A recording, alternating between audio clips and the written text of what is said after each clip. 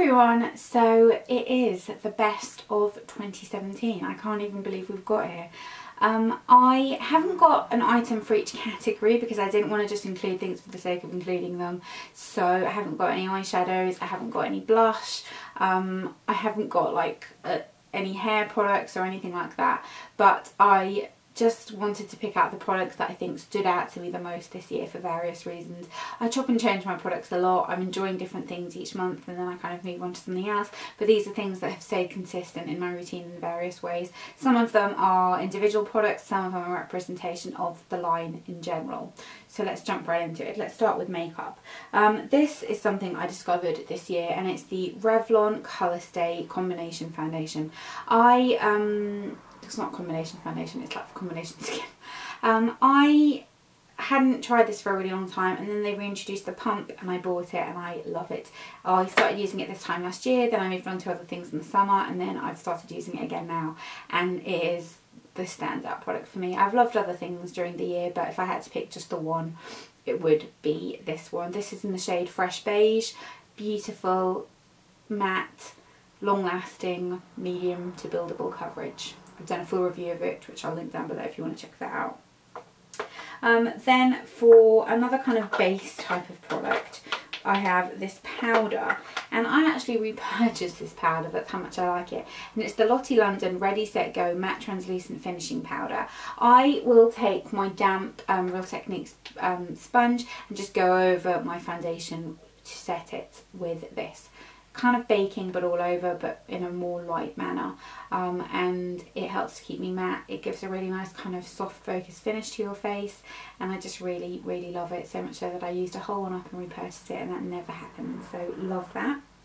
Then let's do mascaras. I've got one that's been a favourite and one that's an honorary mention. The honorary mention, honorary I think it is, isn't it?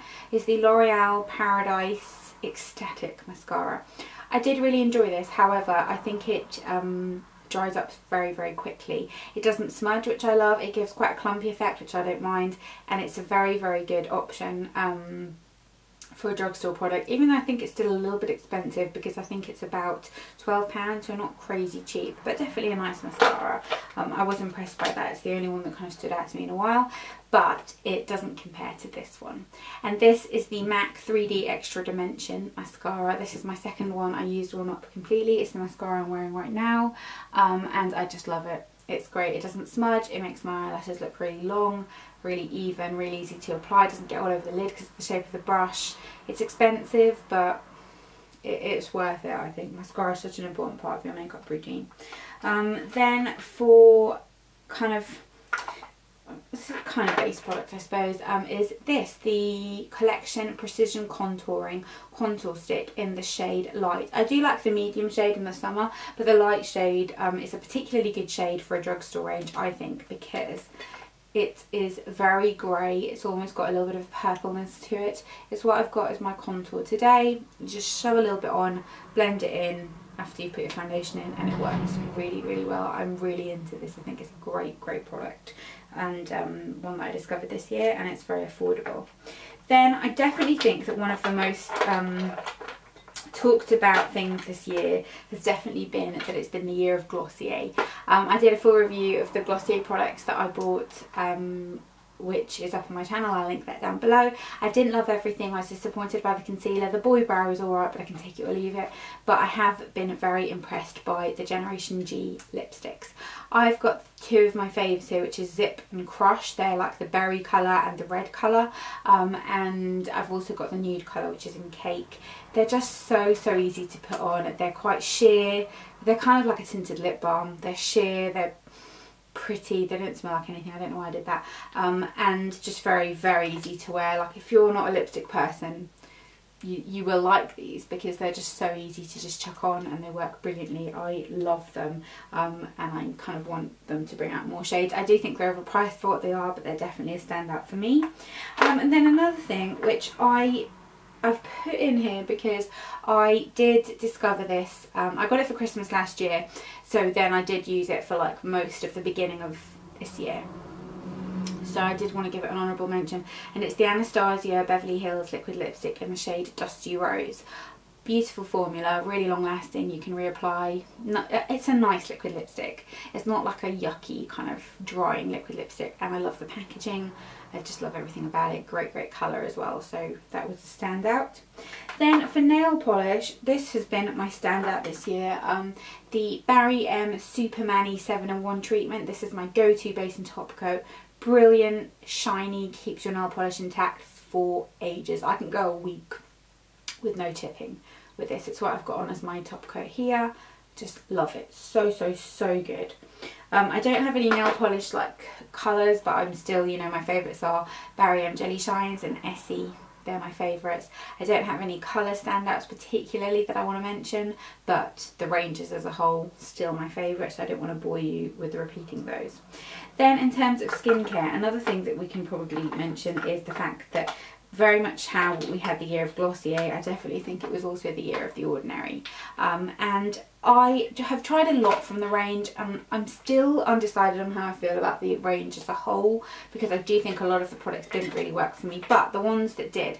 The most standout one is funny because it's one that I didn't like at first, but it's The Ordinary AHA 30% and BHA 2% peeling solution. I've used this up completely. This is a really nice kind of at-home facial. You just pop it on and it just perks your skin up, gets rid of any dead skin cells. It is very potent, so you do have to be a little bit careful with it. Don't leave it on for too long, but it works brilliantly. I love that. And then the other two that I did see an improvement in the pigmentation on my skin were a combination of the Advanced 2% Retinoid and the Alpha Arbutin 2% plus HA. These really help my pigmentation. What's weird though is my pigmentation on my cheeks is gone, but I've developed some new pigmentation here. Here it's like I can never be bloody free of pigmentation ever, can I? But it's a lot more manageable than it was in the centre of my face, and I'm not having to like use Dermablend to cover it up or anything, so it's okay, you know, like it's fine. But yeah, love these two. They worked really well for that. So I do still sort of dabble with them, but that pigmentation seems to be a bit more stubborn. Then a serum that has stood out to me this year. I was trying to think, and I've kind of used lots of different ones. My L'Oreal one's still my favourite one, but it's been discontinued, so I'm going to have to just move on. But this is the Tripic Good Skin Day Resurfacing Serum. This is so good, especially this time of year if your skin's looking dull. Just this with some moisturiser over the top, and your skin will be like perky and glowy in the morning. Really like this. I actually have tried quite a few things from Tripic, and I really like a lot of their products. So I really like that. Then I've got two face masks that have stood out to me this year. This one is actually the L'Oreal Pure Clay Blemish Rescue Mask, but also the Detox Mask I want to give an honourable mention to because I haven't got it because I've used it all up. But great, affordable masks. Get all the gunk out of your face. Pleasure to apply. Love the packaging. And then a slightly less budget version. This is the Origins Clear Improvement Mask. I love this. This is so good at getting all the shit out of your face. It leaves your pores clean and it doesn't dry down to a really stiff clay mask where you can't move your face, because no one likes that, right? It's a bit uncomfortable. Love this so much. Then in terms of tanning products, this is the last category I've got. It's been so concise. This is the Cocoa Brown Extra Dark shade. Love this, especially this time of year where you just want a little bit of something. I can use it on my face. It doesn't make me too tanned. I just look a bit healthier. Great product. It's affordable. It's a little bit hard to get hold of. That's the only thing in this particular shade. So bear that in mind. And then this isn't particularly this one. I prefer the spray version, okay? But it's the Tropez SelfTan Express. Basically, it's nice if you don't like to sleep in your fake tan. You like to put it on, shower it off, your colour will develop. Is what this is. In the summertime I do like using this. The spray version I prefer though, but it was definitely something that kind of opened my eyes to this type of tanning. I still don't mind sleeping in fake tan, if I'm being honest. It doesn't bother me that much, but it's a nice option to have, and it's nice that you can kind of just get into bed clean. So yeah, those are, I've got a full review of that as well, so I will link that down below for you. But that is everything. I hope you enjoyed this video. Let me know what your standout products this year have been. I know, like, it's, you think, oh, well, you mentioned that in your monthly favourites, so why is not all your monthly favourites your yearly favourites? But like, just because you're loving something at the time doesn't mean that it stands the test of time for the rest of the year, if that makes sense. I try new things, like, it's part of what I do, you know, you move on. But yeah, let me know what you've loved this month, and I will see you all soon. Bye.